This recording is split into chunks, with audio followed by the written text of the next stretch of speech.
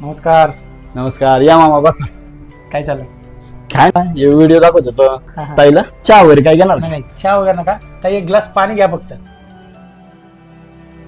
दादा मी पाणी मागितलं त्यावेळेस त्यांनी रिॲक्शन नाही दिली. भानगड काय? मामा माझ्या ताईला आहे ना ऐकायला नाही, त्यामुळं मी तिला ऍक्शनने सांगितलं की पाणी घेऊन ये. अच्छा.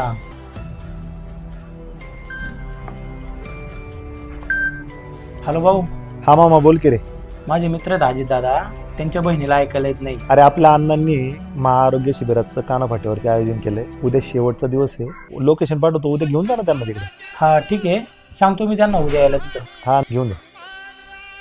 शिबिर तर खूप मोठे, कुठे जायचं आपल्याला समजेल का? तेवढ्याच अण्णांच्या कार्यकर्त्यांनी आम्हाला विचारपूस करून सोबत नेले. ज्या ताईंनी आमची फाईल बनवून दिली. गर्दी तर खूप होती, पण नियोजन मात्र जबरदस्त होतं. आणि ह्या भाऊंनी आम्हाला कान सेक्शनला पोहोचवलं आणि ते गेले. आत गेलो तर इथं पण फुल गर्दी, पण डॉक्टरांचा ताफा पण तेवढाच मजबूत होता. डॉक्टरांनी ताईचे कान चेक केले आणि बोलले की मशीन लावली तर यांना ऐकू येईल. मग काय लावली मशीन. ताईला विचारलं येतं काय रे ऐकू? ताई तर जाम खुश, लागली डॉक्टरांना थँक्यू बोलायला. डॉक्टर बोलले की आम्हाला नका थँक्यू बनवू, बोलायचं तर अण्णांना बोला. मग काय ताई फक्त उड्याच मारायची बाकी होती. ती बोलली की चल आपण शिबिर पाहू. कायच्या नखापासून तर डोक्याच्या केसांपर्यंत सगळे चेक फ्री होते. अण्णा स्वतः जाऊन प्रत्येक सेक्शनला कामकाज चेक करत होते. येणाऱ्या प्रत्येकाची चौकशी करत होते. मावळच्या जनतेच्या मनावर राज्य करतात अण्णा. मग ताई बोलली आपण पण इथं जेवायला वाढायला किंवा पडेल ती कामे करू, पण जाताना अण्णांना भेटून जाऊ. अण्णा फ्री झाले, आम्ही त्यांना भेटायला आलो. तर अण्णांनी आमच्या बरोबर बरेच लोकांना शाळा आणि श्रीफल देऊन सत्कार केला. आम्ही तर पूर्ण हँगच. आम्ही म्हणलं आमचा काय सत्कार करताय? तेव्हा अण्णा बोलले तुम्ही त्या लोकांना मदत करत होता ना म्हणून. तेव्हा मला समजलं अण्णा एवढ्या मताधिकांनी कशी निवडून आले, कारण अण्णांचा स्वभाव आणि त्यांची काम करायची पद्धत.